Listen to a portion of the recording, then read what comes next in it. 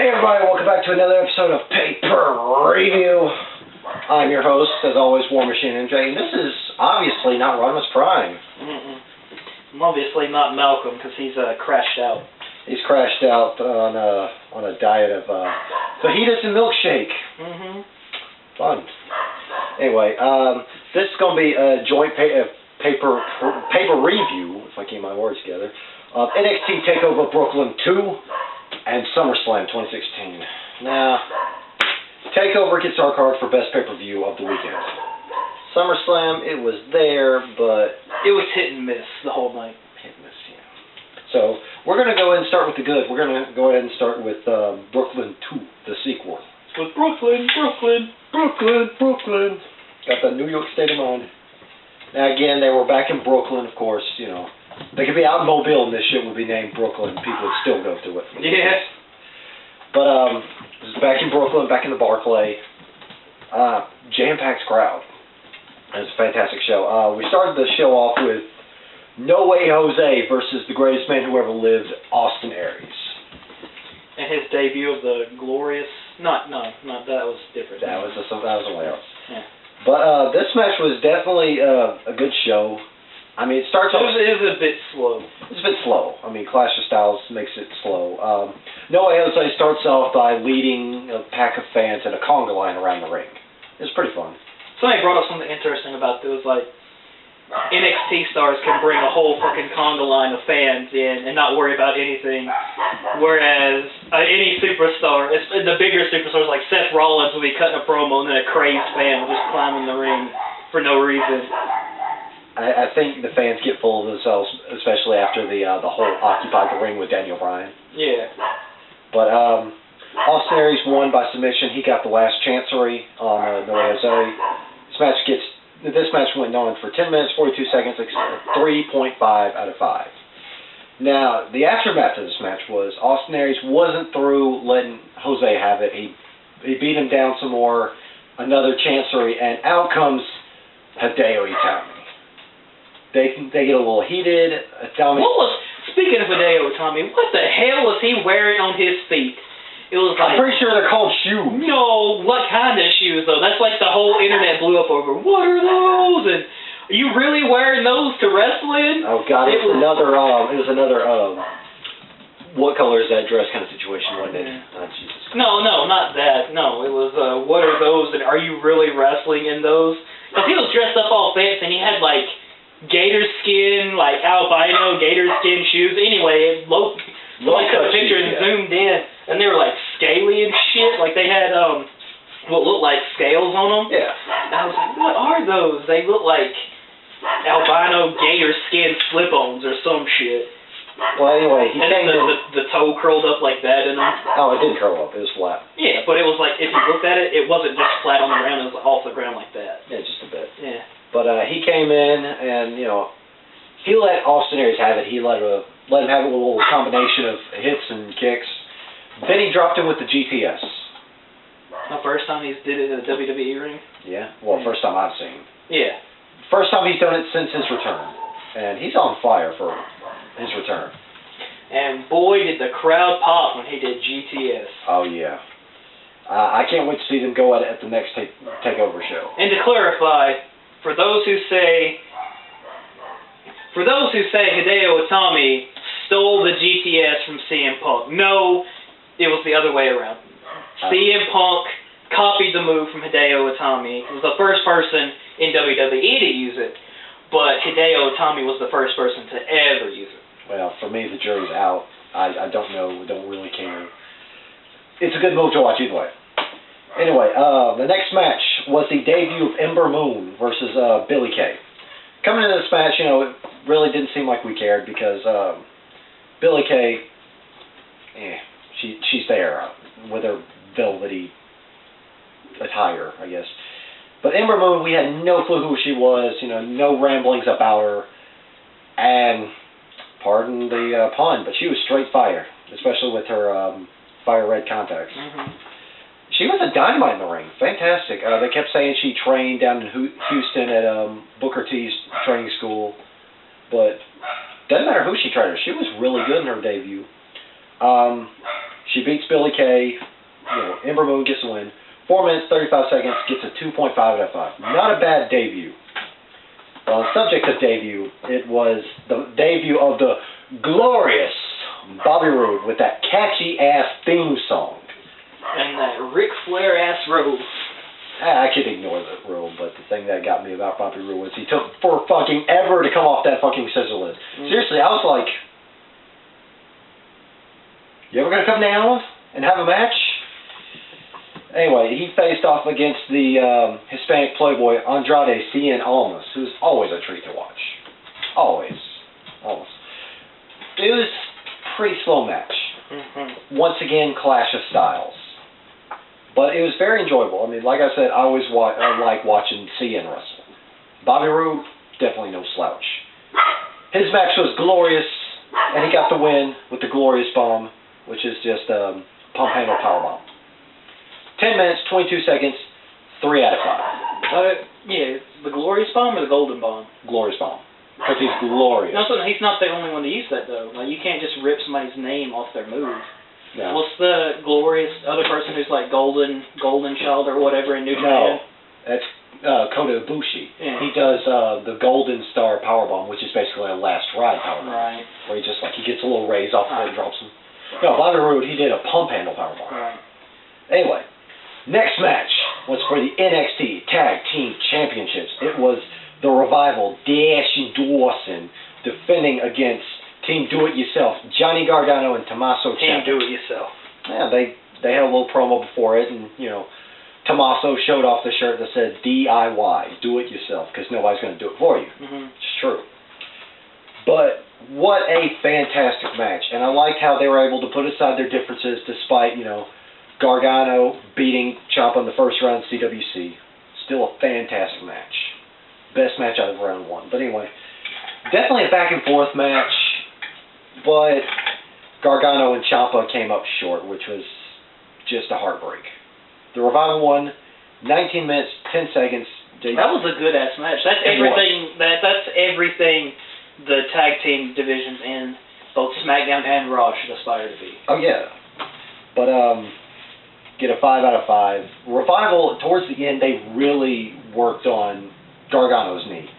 And that kind of hit him in this week's CWC as he lost TJ Perkins, who both of those guys were my top 4 to pick, top 4 to win, but still my boy Gargano, good old Johnny Wrestling. Next match was for the NXT Women's Championship. It was Asuka, the Empress of Tomorrow, defending against Hug Life Bayley. Now, she's on that hug life. She's on that hug life. Hug life for life, yo. But compared to last year's Takeover Brooklyn with the Women's Championship match, that was a really high bar that they had to jump over. Bayley was looking to repeat success in Brooklyn, with trying to become the first ever 2-time Women's Champion. If I can fucking get my words together, that would be amazing. You got the 2-part, right? I got 2-part, which is a fifth of the battle. Not 2/5.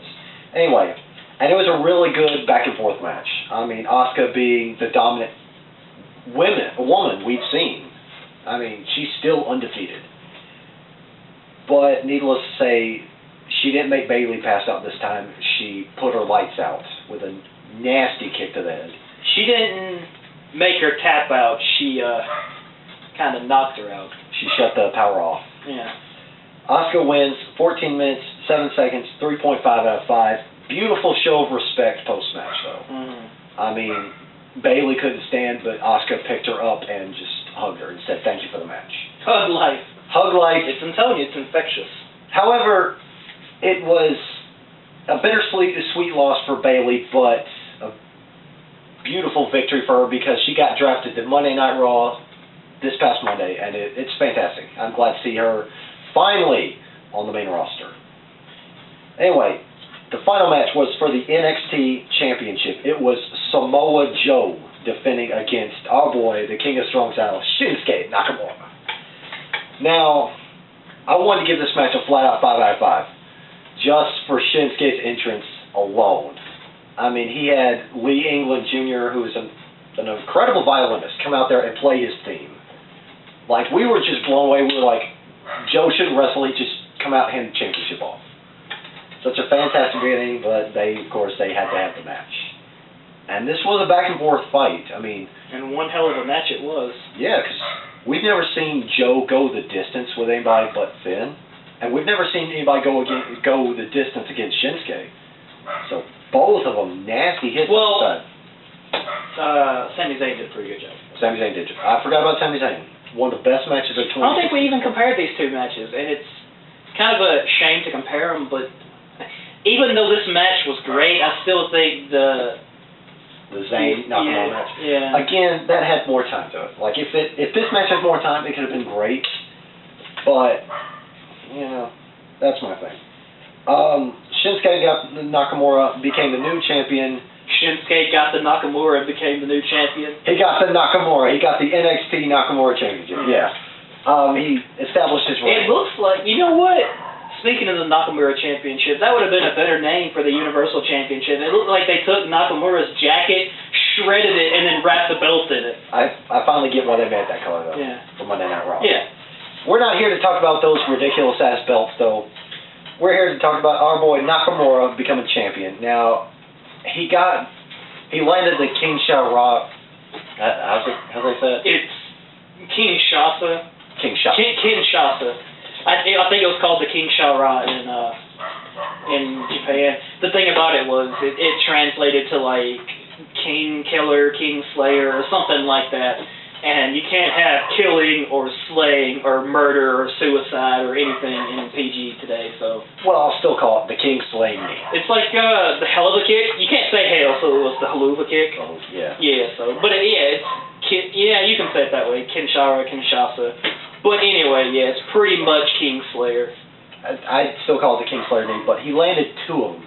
Now, the first one hit Joe directly, knocked his jaw out, dislocated it, and, like, I could tell it, apparently, because Joe was just, like, clutching his jaw, he was in pain. It looked out of line, too. Like, one half of his face was kind of like in, whereas the other one was bulged out a little bit. Yeah.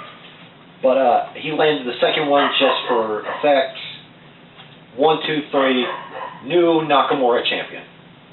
I'm going with that one. New Nakamura champion. Yeah, but they made it official Sunday night, you can call it the King of Strong Style champion because him and Joe both use the Strong Style championship. Very, very stiff hits. Both of them do. Yeah, stiff hits, stiff kicks, everything. Mm-hmm. They pretty much threw the kitchen sink. I think Joe is the kitchen sink, and he threw himself. Yeah. Anyway, but they said it Sunday that Joe had a dislocated jaw, and they're running with it. They even said it on Wednesday night's NXT. So Shinsuke got the win. He got the Strong Style Championship. 21 minutes, 14 seconds, 4 out of 5. Amazing way to end it. Oh yeah. But wrapping it up, Superstars of the Night. Hideo Itami, Johnny Gargano, Tommaso Ciampa, Samoa Joe, and Shinsuke Nakamura. Matches of the night, the Tag Team Championship and the NXT Strong Style Championship. Overall gets a 4 out of 5. Solid match, solid pay-per-view, solid everything. Now to the part of the weekend. Josh does the best. There we go.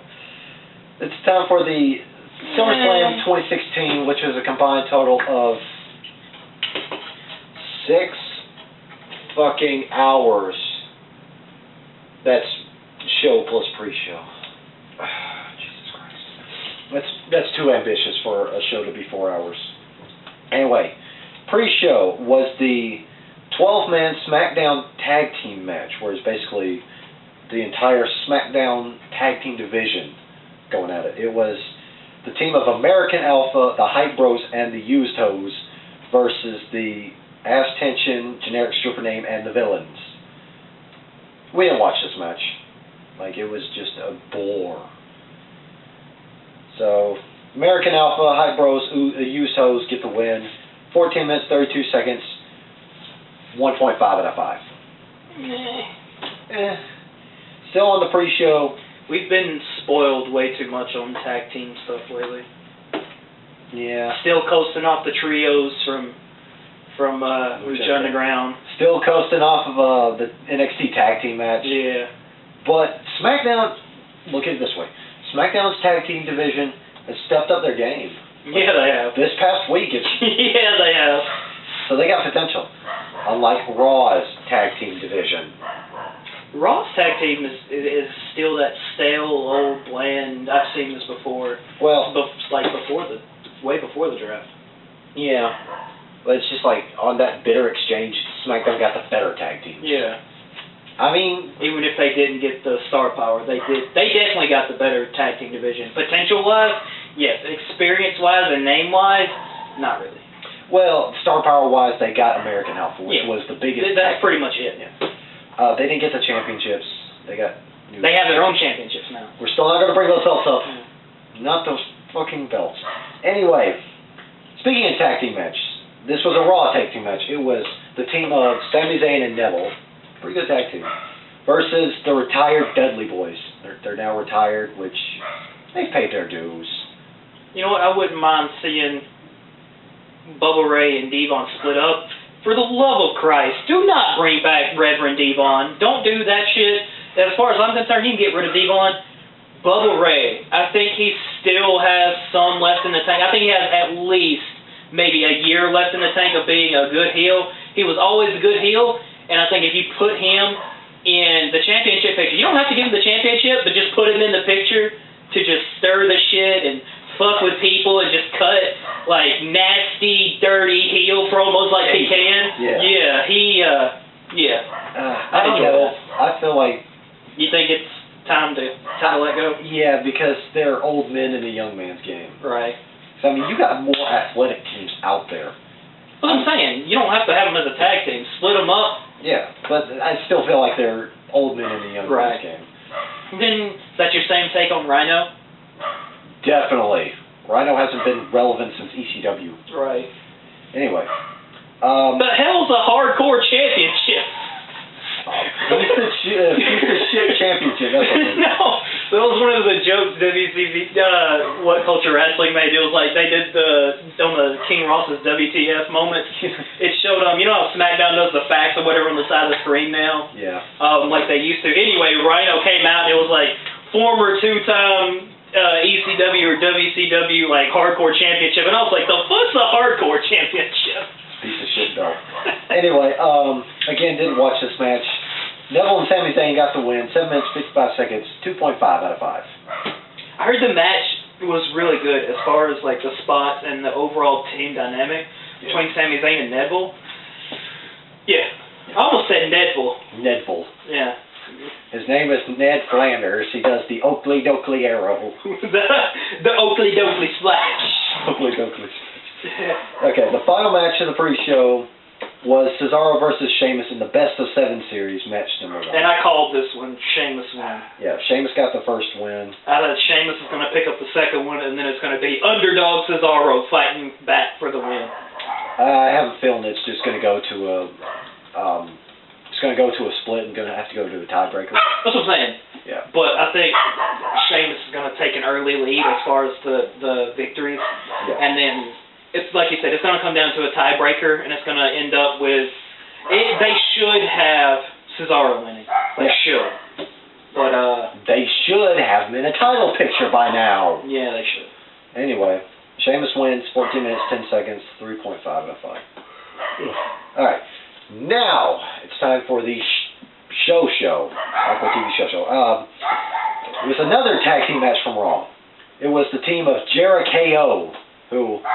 Jericho got an ass pop. KO, for the love of God, got the biggest pop. He got an even bigger pop than their opponents, Big Cass and Enzo. What the fuck? People love to hate a good heel. I mean, or they love to love a good heel. I don't know. They were chanting. They weren't booing. They were just, yeah. I was just like, damn. Hometown boys lost the advantage. But, this match was kind of hit or miss. I mean...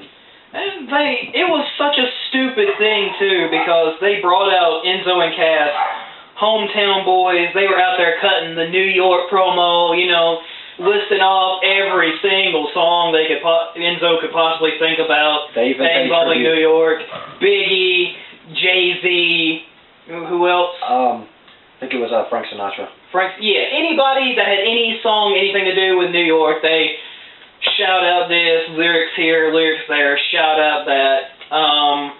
They said something about the Mets and the Yankees or something, one of the baseball teams and something else, didn't they? But basically, they gave huge props to New York, but... Yeah, and they came out, they were supposed to be the hometown boys, and WWE was just like, fuck that. Yeah, the heel's going to win. Yeah, Jericho got the win. 12 minutes, 8 seconds, 3.5 out of 5. I did like the promo, though. That promo, though. And, of course, that Owens pop. Yeah. And for once, we didn't see Owens die in this match. We didn't see him just like, oh, dude. So that's always impressive. I did like at the end of the match, you heard Kevin Owens say, I love you, Chris. Like they hold each other. It's like, I love you, Chris. He did say, I love you, Chris. Yeah. No hope. I like them as a tag team. They're a good tag team. They're dirty, heelish, and they're both good on the mic. They are. And that, I don't care if you are 7 foot tall, I'm gonna hurt you. Well, I was just like, Anyway, the next match was for the WWE Women's Championship. Oh, God, it still feels good to say women. Yeah, it does. Especially with what they consider to be, from then to now was... Okay. What got me on top of this... That kind of sourpussed me a little bit. That pissed me off at JBL. I don't know if it was a slip or what, but he basically referenced everything from Alundra's blaze through the WWE. Yeah. Wordplay. To earlier this year, when before the title was announced, as the entire Divas division. That's bullshit. That's bullshit. Alundra Blaze would fucking powerbomb JBL through a table for saying that shit. She would blaze through his championship reign. Yeah.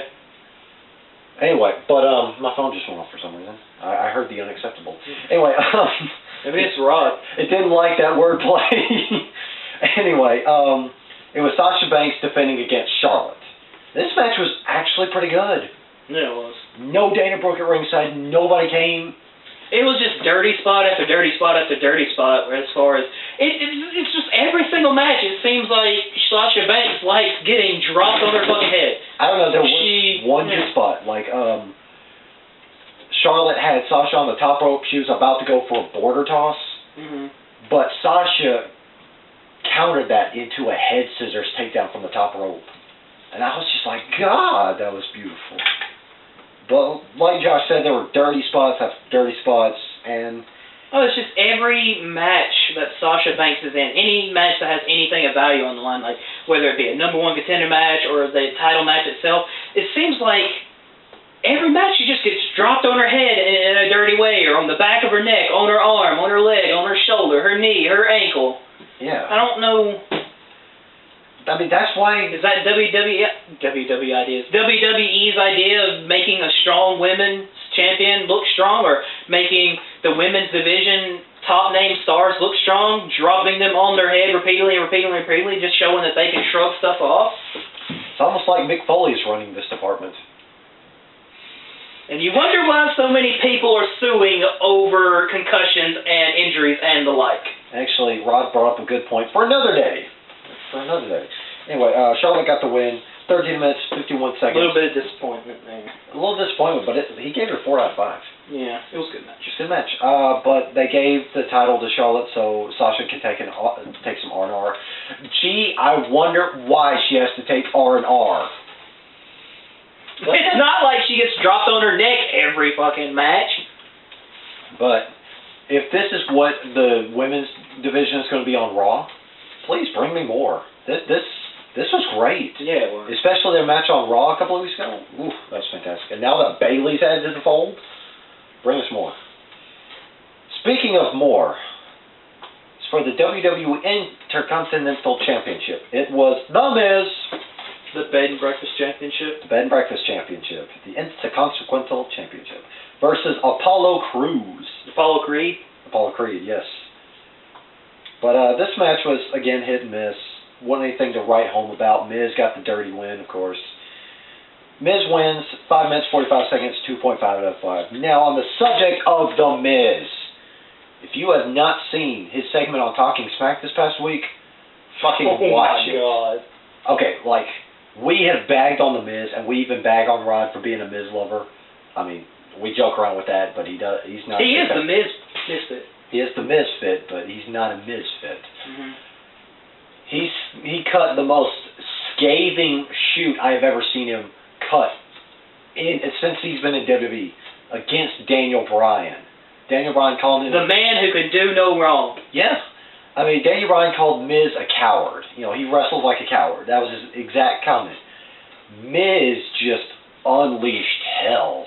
Like, he was almost ready to bust a blood vessel in his head. He basically called Daniel Bryan down. He's like, you call me a coward, huh? Who's the real coward? You who said, in a year, I'll be back to reclaim my Intercontinental Championship. You never did. You know, you never wrestled. You know, Daniel Bryan's like, the doctors won't let me. He's like, okay, you love wrestling? Then quit. Go back to the bingo halls. You know, he's just like ripping him a new spine. And Daniel Bryan walks off. Miz just keeps going. He's like, I don't care about the women's. I don't care about the tag team. I don't care about the world championship. I care about the Intercontinental Championship. You know, I was just like, where's this guy been? And I suddenly want to invest in this guy now. Yeah. I mean, he's been great as a heel. He has never been a face, and thank God he is not, because he would be terrible. But he's been a face, and he's been a heel, and he continues to do so. So do more with this guy. Hell, put him back in the championship picture at least once. Well, let him have free reign on the mic. You know, it's all that was all of that was off the cuff. Hell, give him a mic and let him talk. Turn him into... let him say what he wants to say. Give him a mic like they did Punk. Yeah. He cut gold promos back in the day. Give him Mike the mic. Okay. Give Mike the mic. His first name is Mike. So. Yeah. Speaking of great stuff, next match, it was another SmackDown match. It was AJ Styles, the phenomenal one himself, versus the franchise, Johnny Cena. One Cena, two Cena, red Cena, blue Cena. One Cena, two Cena, red Cena, confirmed blue Cena. He's back on SmackDown, folks. Yes. It went from being a red Cena to being a blue Cena. Must be regional differences, because Pokemon Sun and Moon, you know, changes the region. Anyway, but this match was fantastic. Yeah. Dare I say, amazing. You thought I was going to say phenomenal. Fuck you. John Cena is just a good wrestler. He's a great, not just wrestler, he's a great worker. His promos are really good. You know, it's really inspiring. It's really catchy. And he goes out there and does work. Styles, his promos are getting there. They're going great, better than what he had originally. But now, I mean, he's got good promos. But he wrestles like a champ. You said... Okay, go ahead. You said one already, right? No, I haven't. All right. I was getting to that. But and I just want to say one thing after that. Go ahead. Okay. But this was a back and forth match. Both guys giving it their all. Cena pulling everything out of the playbook. New move we've never seen before. He's pulling off stuff we haven't seen him do in recent matches. Yeah, but what was that new move he did? Wasn't that like an inverted cutter or something like that? Yeah. Yeah, he did like some sort of inverted cutter. And I was just like, what? He did an AA. AJ kicks out. He did a second AA. AJ kicks out. He did a super AA off the turnbuckle.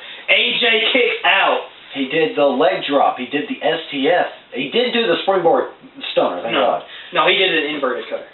He did the inverted cutter. He did the swing, the pendulum sunset powerbomb. Yeah.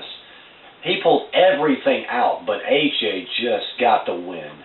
He won clean, center of the ring too. It was so good. It was so good.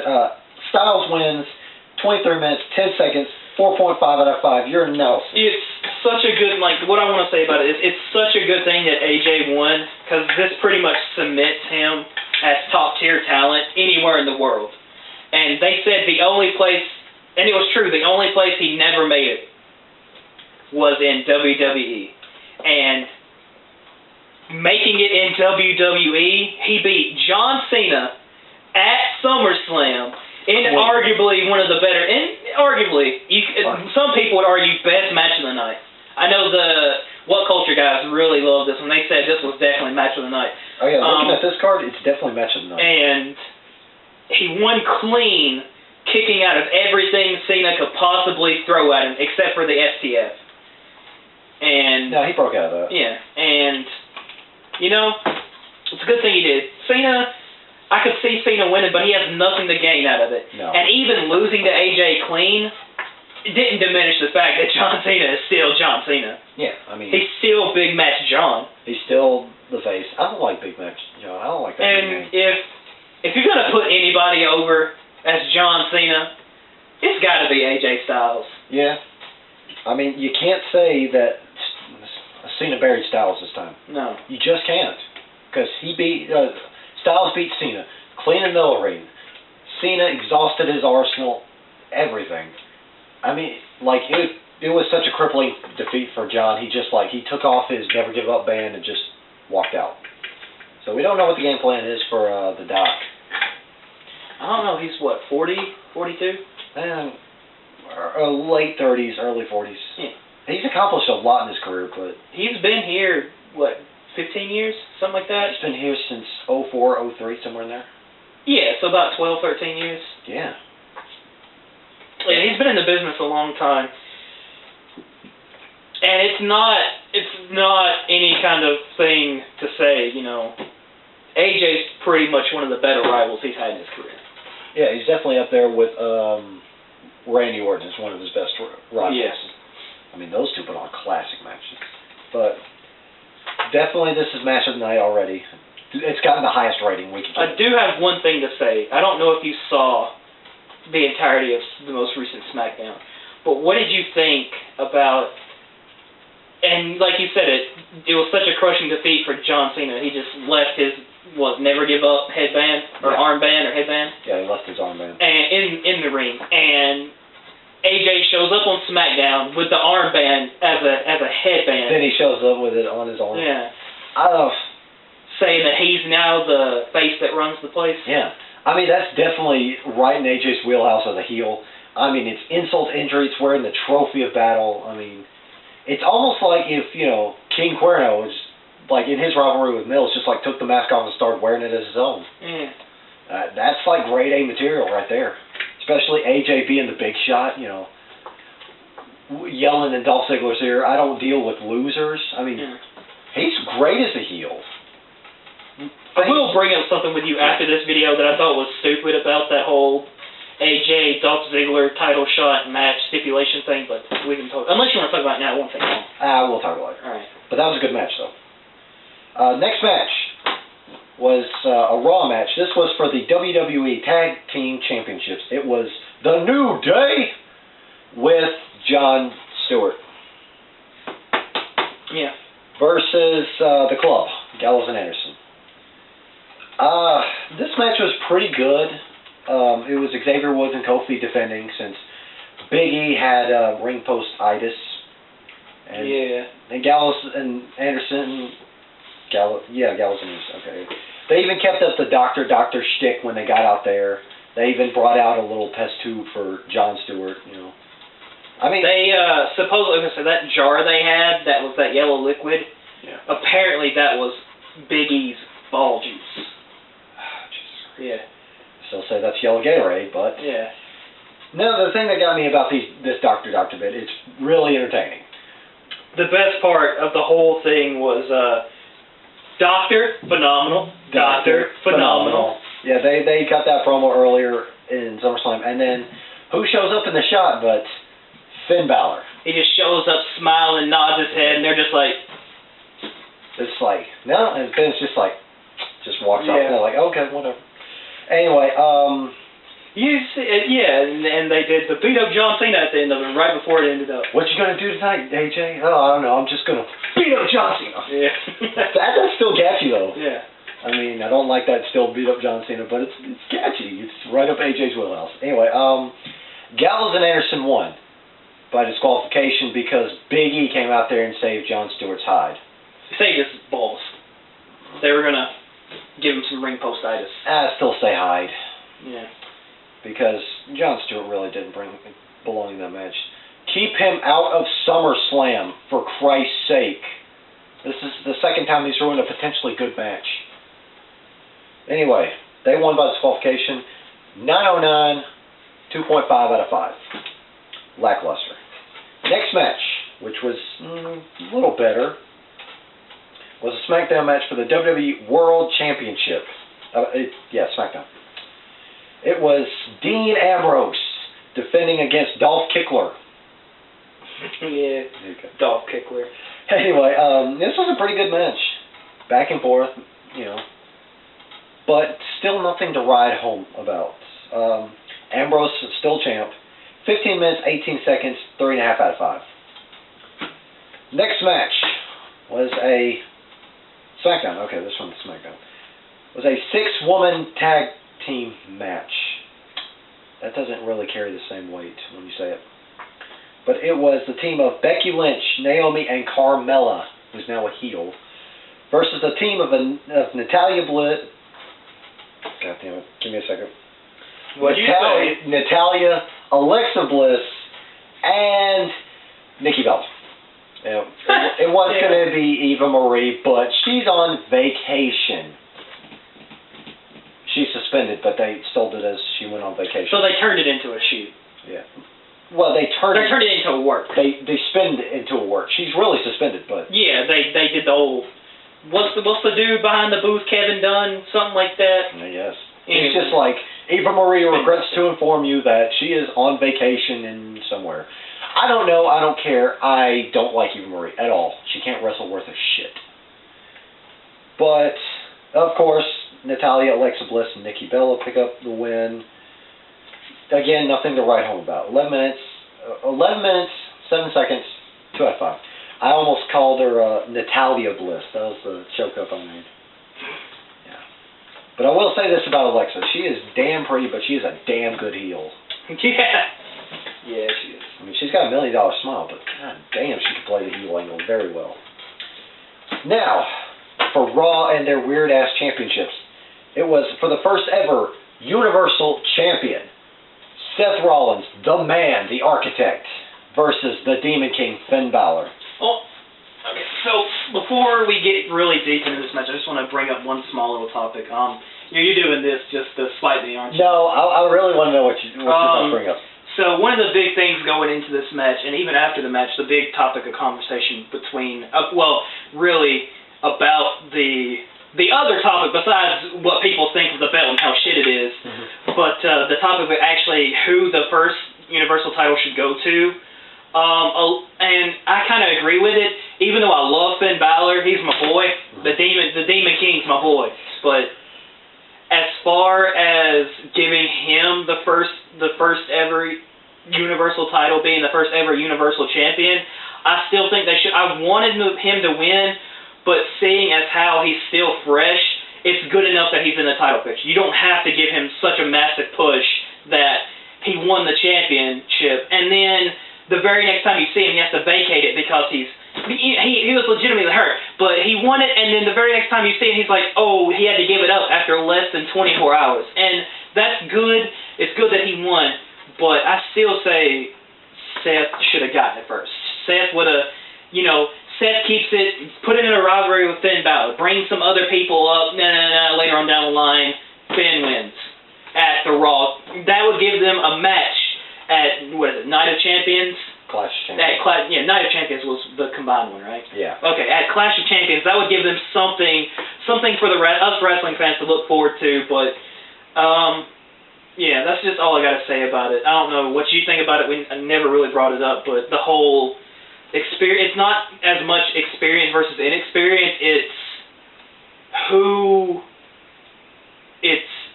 way too much of a push, and who should actually have the championship. Well, shit, if I knew you were going to throw that out there, I would have said, wait for me to review the match first. The spoiler alert, Finn Balor won. But, no, this was a really back-and-forth match. I'll get, to answering his point at the end, but it's really back-and-forth match. It's really good. The match that kind of soured it a little was Rollins went for a powerbomb into the security railing on the outside, and it kind of caught Finn Balor's arm. I thought he landed like on his shoulder. Yeah, he landed like right there. Yeah. Land security right there. And the top of it's not padded. It's it's both sides. Yeah, it's the both sides.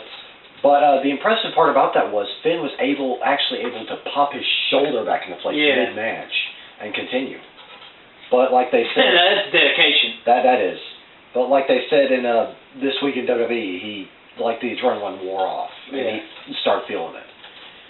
But I'm glad my boy Finn Balor won it, and I don't care that he had to vacate it, because whether or not this is the last time he's in championship picture or he's getting more, at least he stomped his name on there, unlike some of the other big name NXT champions. Finn Balor, not Finn Balor, that's who we were talking about. Neville, one of the fourth NXT champion. One of the a wrestler with arguably the biggest potential since Daniel Bryan as far as crowd favorite and just overall talent. Yep. He was this close to becoming champion, but it was fixed. It was a fixed match against Seth Rollins. Snatched away from him. And he's just been puttering around. Yep. Sami Zayn was, he was again, super talented, has everything in the world going for him right now. Daniel Bryan status as well. Yeah. But the closest he's got is Intercontinental Championship, and he still hasn't had that yet. Yep. Who else? Bo Dallas, but nobody cares about Bo Dallas. Bo Dallas was actually really good in NXT. In NXT, but then he just got stale and annoying. Yeah. Big E. Again, very talented in NXT. I'd still say Big E, if they did it right. It's a good thing they put him with Kofi and Xavier. Yeah. But I still say if they had built him the right way, pushed him, he could still be in the championship title run by himself right now. The furthest he's gotten was Intercontinental Champion. Well, I'm saying he's definitely world champion material. He's Universal champion material. He's world champion material. Whatever brand he's on, he's definitely material for the highest champion. Now, if he keeps doing those suicide dives. Yeah. Kevin Owens, Intercontinental Champion, Kevin Owens, another very talented. Very great on the mic, too. Amazing on the mic. But at least Finn Balor said, with this, Finn Balor, has proven his point as, one of the best NXT had, longest reigning NXT champion. I mean, he at least stomped his name on there saying, I may be, in no more championship pictures. I may be dejected and leave WWE, but at least I'm the first ever Universal. So, I'm glad he got the win, and sad enough he had to vacate it, It was a too sweet win at SummerSlam, but it turned into a bittersweet loss at That's what I'm saying. I'm glad he won. I wanted him to win, but it just felt like, and I know Seth didn't mean to do it. I know that it was just a bad spot and a botch. And he gets two in the matches. I mean, he did the same thing with Sting. And it was such a hyped moment. It was, hell yeah, Finn won, yeah, woo, yeah. And then all of a sudden it's, what do you mean he's got to vacate the championship? Yeah. But I just think Seth needs to tone down some. Yeah. That's the third superstar he's kind of put on the shelf. The third big name superstar he's put on the shelf. At first it was Cena with the knee, where Cena needed the help. Yeah. Then Sting, he accidentally retired Sting, and now Finn Balor, who's put off a couple of months of his career. But bright side, he's in Birmingham, not too far from us. That's what I'm saying. But the thing is, 6 months. Everybody's saying 6 months, 6 months, 6 months. But they're ignoring the big picture. 6 months means he could potentially miss WrestleMania. Yeah. And that would suck. Well, let's think about it this way. All right, he underwent successful surgery this past week. Okay, so September, October. November, December, January, February, March. So we can make it back in time for WrestleMania. Yeah. Might potentially miss it. Might potentially. Yeah. That's if he hits the 6-month deadline, or if he's Cena within 3 months. Yeah. Because if all of a sudden 3 months from now on some kind of televised episode of Raw, Seth Rollins is talking all that good shit about how good he is and that he knew that he was deserved to be the champion and this, that, and the other, and then all of a sudden the lights go down. And you hear, yeah. Bow, bow, bow, bow. Lights come up and there's Finn Balor as the Demon King. I would flip my shit if I actually had cable TV, but still. 19 minutes, 24 seconds. Demon King steals away the victory. 4 out of 5. Great match. Not the best match, but definitely up there. And so far on the card, SmackDown and Raw have been pretty even at SummerSlam. I would say... Oh, well, let's keep going. Yeah. Actually, what was that match I said was 4.5? I think that shows definitely take the lead. No, let's matches. I think it was the women's tag team match. Give me a second. No, that's 4 out of 5. No, Cena Styles. So SmackDown definitely has... Yeah, that's what I was going to say. I was going to wait until the end because SmackDown... They put on a hell of a show. It's definitely bringing it. Yeah. It's taking me back to just Shut Your Mouth. Yeah. They are bringing it, and they're pretty much forcing it down Raw's throat at this point in time. Yeah, and this is where Raw starts getting obnoxious because the next match wasn't a match. It was for the United States Championships. It was just a fucking brawl between Rusev and Roman. Was I the only one while we were sitting here that saw Rusev turn around way too early, and then he had to do this? Yeah, I saw it. He even had to jump for it. Yeah, he turned around way too early and did this number right here, and then he got hit. This fight was dumb. Yeah. It was dumb. Don't put Roman Reigns in the title picture. I don't know. Put Kevin Owens in there. Kevin Owens against Seth Rollins. I'd watch it. Yeah. It wouldn't make sense for a heel to fight a heel, but what if they broke that archetype? Just said, hey, go at it. No, Kevin Owens did this is my title, this is my shot, I own this thing. Just like Seth Rollins is doing now. They're both like, this is my title, I deserve it, I'm the true champion. And then Kevin Owens is like, it's like, you want to talk about true champions, huh? And they wind up forming an unlikely friendship over this. No. And then they just beat each other's ass. It just breaks up over one night. Anyway, the last match left a bitter taste in our mouth. It turns into a lover's quarrel because Jericho comes in as the triangle. And it's just like, you stupid idiot, and runs off. Yeah. Anyway, last match of the card, unlucky number 13, was the match 15 years in the making. Brock Lesnar, Randy Orton. 15 years in the making. Now, they compared their history together from OVW to now, and it dawned on me a bit. The OVW class they always talk about is Lesnar, Orton, Batista, Cena. Yeah. And I thought about it. Lesnar and Orton earned their championships the same year, the same night. Cena and Batista earned their championships same year, same night. That's pretty convenient. Of course, we know who got the best deal out of that class. It's definitely yeah. Now about this match. This match was actually pretty good to start off with. Yeah. It was kind of one side on Lesnar's side, but then, RKO out of nowhere, right on wasn't the first one on? No, the first one on top of the announce table, was it? Okay, no. First one was in the ring, if I remember correctly. Yeah. That's where Orton started getting the upper hand. Lesnar he knocked Orton over the railing, and then he grabbed him and threw him over and busted one of the announce tables. Then Orton did his own answer to that, and he just RKO'd Lesnar on top of another announce table. Then when Lesnar was crawling in the ring, Orton saw opportunity and just spike DDT'd him. That was fucking amazing, though. But sadly, the match came to a shocking conclusion. A grinding halt, actually. Yeah, like a wham brick wall, or a divider. The goddamn tour bus hit a brick wall on the way to Suplex/Viper City. Or they hit a divider into a tree. A divider into a tree if you're Paul Walker. They flipped. They flipped a bitch. Yeah, they flipped the bitch. Anyway, yeah, so the whole match, and I would say the night came to a grinding halt. This was It was a kind of night. It was a strange way to end the night, really. It was. Lesnar, like, he hit Orton with another F5.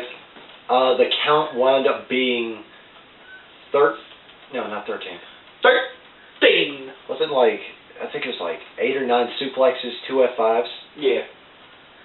Yeah, and then after that second F5 kick out that Orton did, Lesnar was just like, enough is enough. He pulls his glove off. Takes his gloves off, goes to the mount and starts wailing on Orton. It's not just like those kind of punches. Those are like real punches. And if it was scripted, that's fine.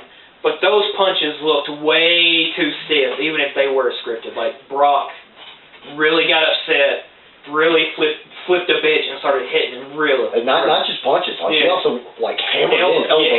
And a straight across elbow would have been fine. There's no reason for him to hammer elbow somebody in the head. And like I said, all those hits, everything in the ground and pound. Even after Randy was laying there pretty much dying in a puddle of his own blood, even then he kept going back. Those subsequent hits looked way, way too stiff. They threw this match out. Lesnar won because of TKO.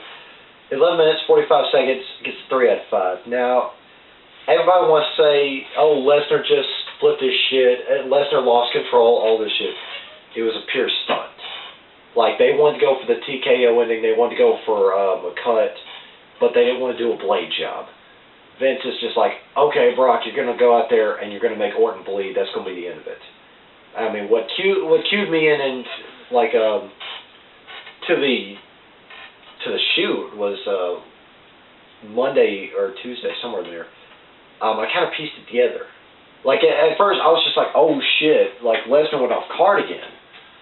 No, like, he was supposed to do that, because, like, all he did was F5 Shangomac. Yeah. I mean, if he was really off his rocker, there would have been a lot more people just, like, laying there. A lot more blood in there. A lot more violence there needs to be. And, like, especially giving Lesnar such a light punishment, where... not to cut you off, we weren't the only ones convinced. Apparently, some of the other superstars thought it was real, too, including Chris Jericho. Like, there was some beef with Jericho and Lesnar behind the scenes. Jericho being, that guy, being the good guy, checking on Orton, making sure he was okay, and then, like, getting in Lesnar's face, being like, what was wrong with you? What's your deal, bro? And Lesnar's just like, mind your own business. They start a little shoving match where Triple H and Vince had to break him up, Vince cued Jericho in on what was going on. Orton came out, was just like, no, man, it's all right. It's cool. It's cool. Jericho just being that stand-up guy, making sure, his guys are okay. He's a bad guy, but he's not a bad guy. He may be a heel and douchebag and a Bon Jovi lookalike, but he's a good guy. But that's not who he really is. Yeah, he's pretty cool. I mean, like they say, duality is the nature of the beast. Yeah. But that's just, they could have gone for a far better ending than that. I mean, not resorting to a blade job, but just not telling Lesnar to just, like, run wild. Yeah. I mean, like Josh said, a nice little crossed elbow. Not like a hammer-in elbow. Because, I mean, they could have fractured his skull. They could have gave him a concussion. And a cut is a cut. A cut is not bleeding out in a puddle while your head's laying down. A cut is not somebody touches you where you're bleeding, and then touches their thigh, and you get a full blood handprint on their thigh. It's just like trickles. Yeah. That's all it is. But I mean, a cut is like worse than a paper cut, but not so bad that you need stitches or you're showing brain matter. Yeah. He needed. How many stitches was it? I think they said the unlucky 13. Yeah, he needed a lot of stitches. That wasn't a cut, that was a gash, and that was way too stiff. But all I'm saying is that looked like Brock he kind of lost it a little bit. But Orton, being the workman that he was, he showed up to SmackDown with all the stitches. Thank God that all he needed was stitches. Mm-hmm. Because, I mean, whether you like him or hate him... Thank God he didn't need a fucking plate in his head. Yeah, thank God. Whether you love him or you hate him, like, you don't wish that on anybody. No. I mean, shit. And no wonder why nobody from Metallica is willing to meet Brock Lesnar. He said he loved the sound of Hardwired. He really wants to meet them to get like autographs or whatever, and nobody's responded to him. Nobody from the band, not the band, not the managers, nobody from the record company. Nobody. I wouldn't either. Well, me neither. No. And it's like my dad said, when you have somebody like Brock Lesnar who's already come out in publicly and said, I don't like people. That's why he's got a wall around his farm. What, wasn't a wall around his farm? No, he's got like a big ass fence. Yeah, he's got like a fence tall enough where you can't see over it. Yeah. And like my dad said, there's only one way to deal with somebody like that. Don't. If it has to come to it, you have to kill them. That's the only way you're gonna stop them. Yeah. But we're just gonna stay the hell away from Lesnar. Yeah.